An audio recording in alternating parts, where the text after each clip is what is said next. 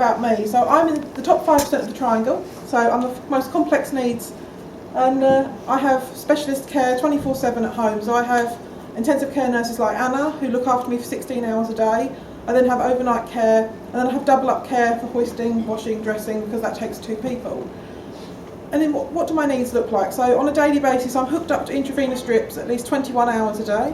I then have lots of IV medications on top of that, so infusions, fluids, antibiotics, anything else I need.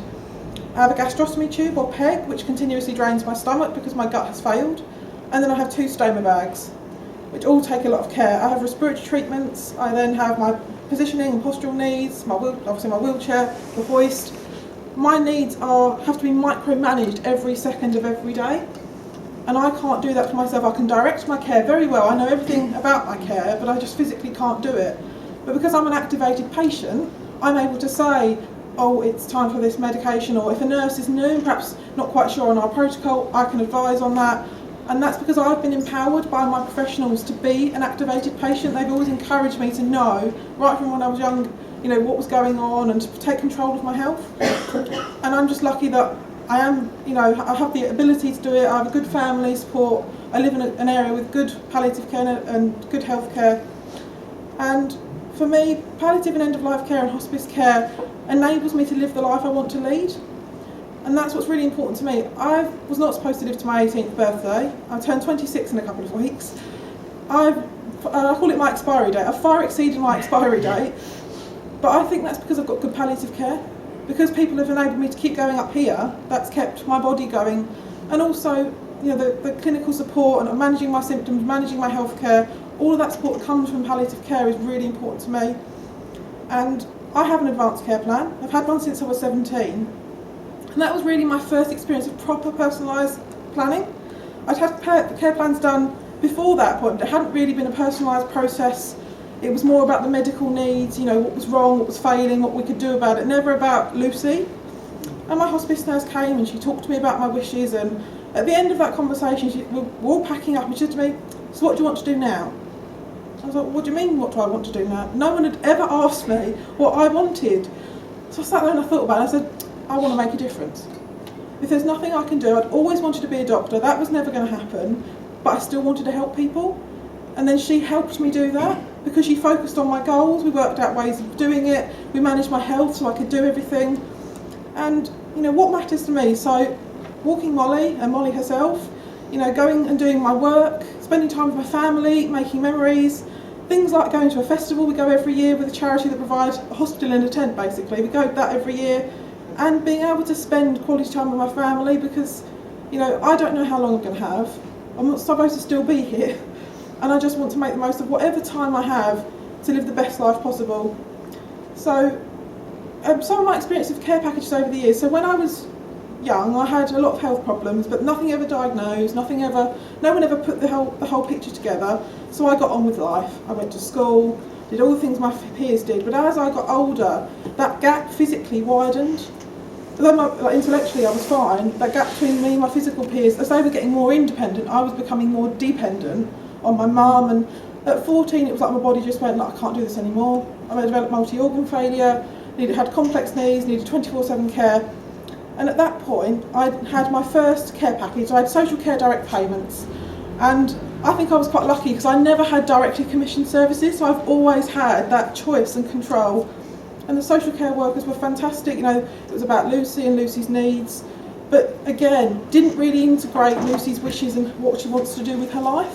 And at the time, the most important thing to me was my education. The one thing that I could still do in my old life without any changes was my education. So I fought really hard to do that, and I did get 10 GCSEs, so I'm very pleased with that. And then I started college, but I became too poorly.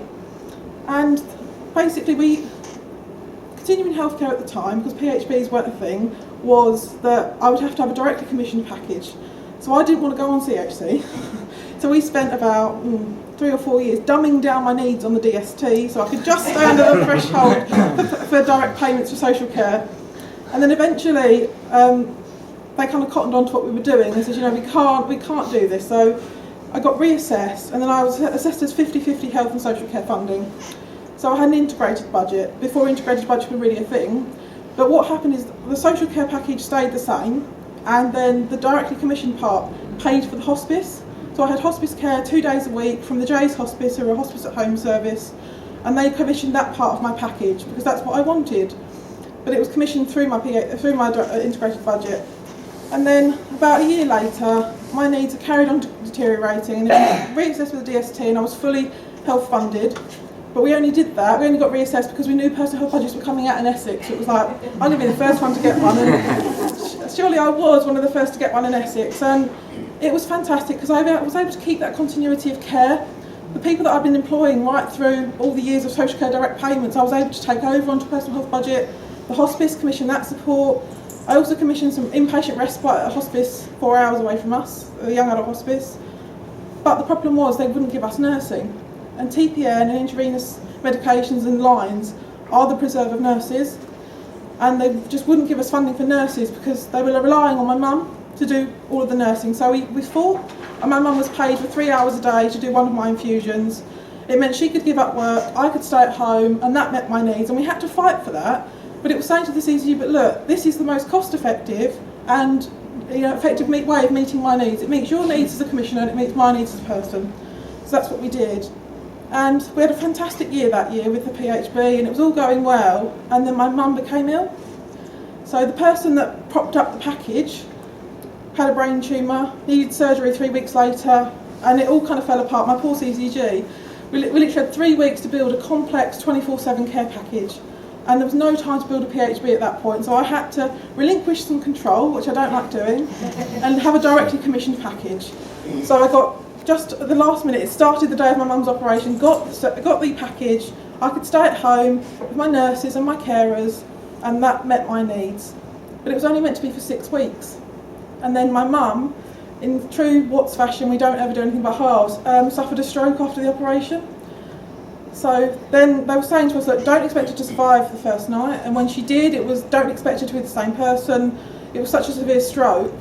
But luckily, 4.5 years on, you wouldn't know my mum has anything wrong with her, but it meant the package had to be permanently extended, and because my mum has epilepsy, although it's controlled, I can't ever be with that care package and go back to solely with her, because I need a package there in case if she has a seizure, I've got it there. And I haven't cared most days, but we do go away and do things just by ourselves. And in my true fashion, about 6 months after my mum's operation, I said to them, so when can I go back on a personal health budget?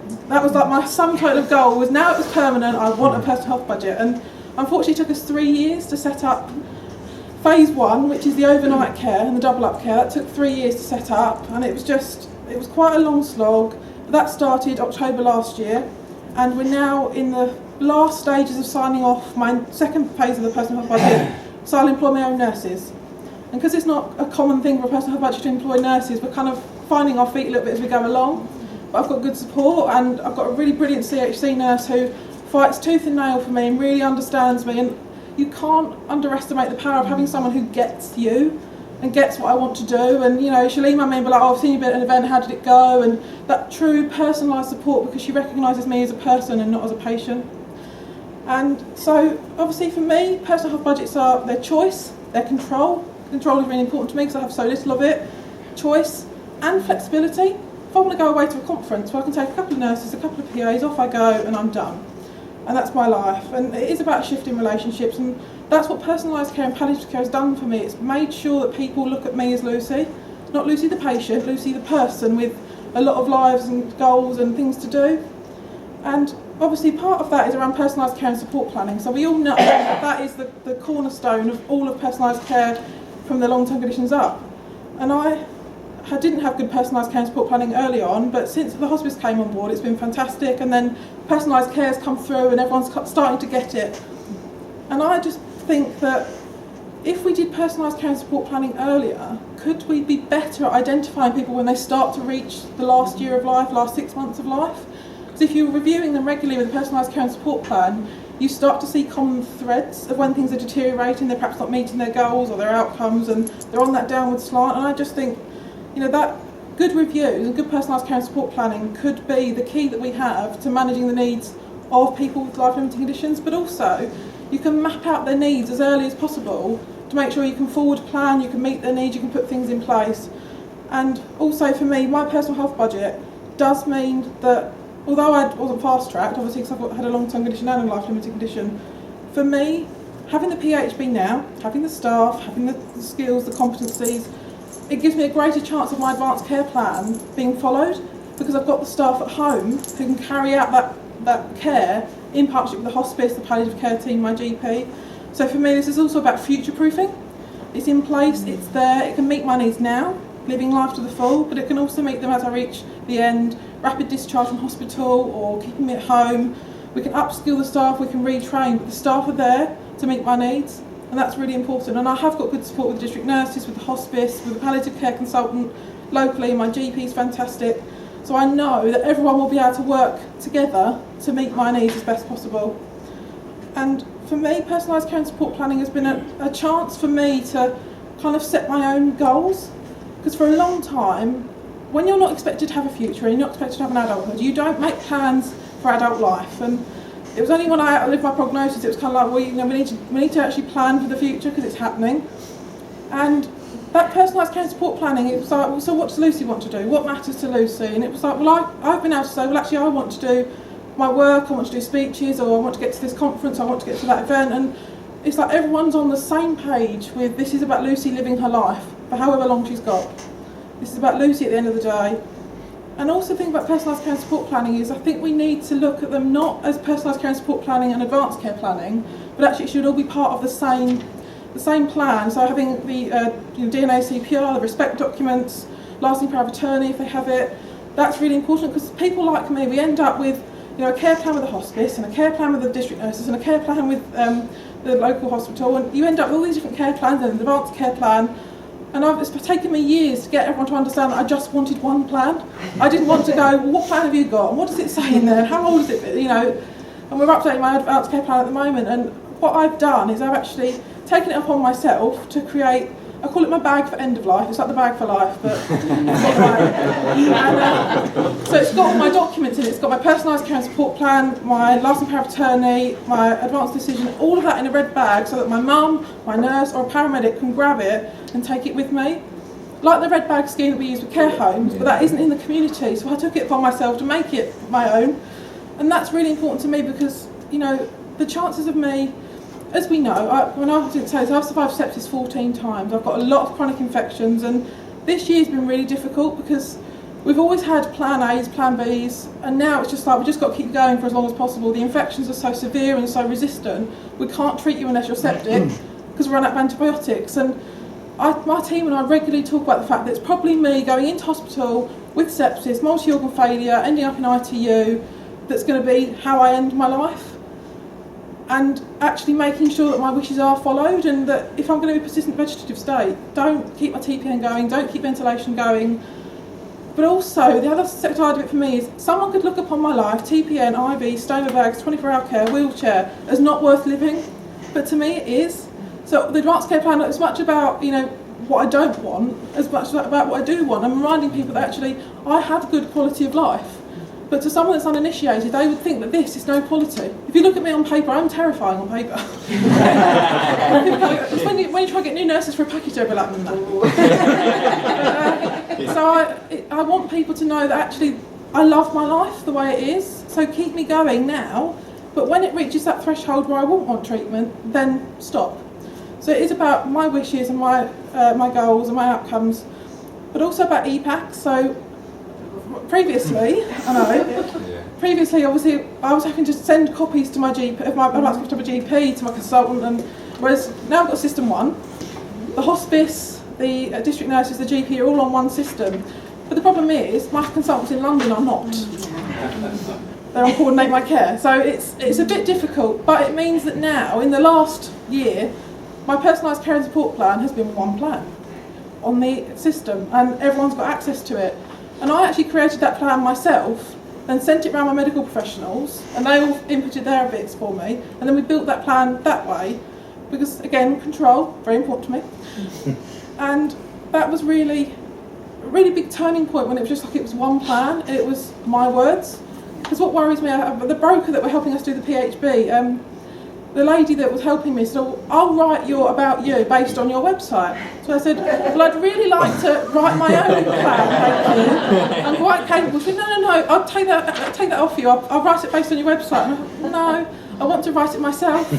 So I managed to write that, and it's just, there's a little bit of control, and it's my words, because I want people to hear it in my voice. I don't want it to be someone else telling my story. I want it to be my story coming through. And obviously with the long-term plan, we want to roll out personal health budgets to 200,000 people by 23-24. And I do believe if we start doing personalised care and support planning earlier with patients with life-limiting conditions, you might not get to the point of needing fast track, because you can start to proactively plan earlier and start to put plans in place. And also, again, that monitoring with the plan helps kind of just see what's going on, if they're not perhaps meeting their outcomes or their health's deteriorating. Because the thing about personalised care and support planning is it does bring with it regular reviews. And I think that's really powerful. And also for fast track, I'm on a board at the moment, we're talking about fast track and whether it's right or wrong, and it's really interesting because I think a lot of people only get fast track in the last couple of weeks of life.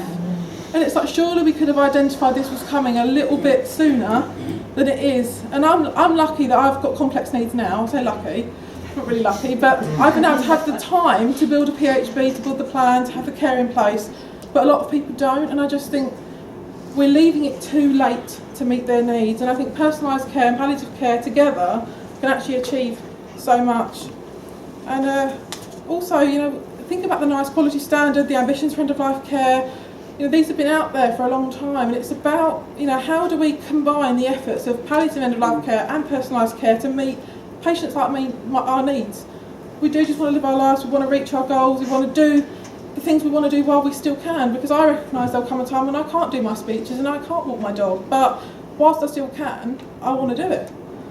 And that's been a really big thing for me. But also, as I said earlier, I've been able to commission hospice support out of my personal health budget. So I used to pay for 2 days a week with a hospice. And for me, the hospice has been supporting me since 2011. My CCG only just started funding the hospice last year. So otherwise they would never have got that funding for my care. But it also meant that those carers from the hospice, they know me, although they don't care for me now, I know them, they know me. So if they needed to step in at end of life, they all know me and my needs and my wishes, and the hospice have been absolutely fantastic. I don't think I'd be here without the hospice, fighting for me, making sure my needs are met.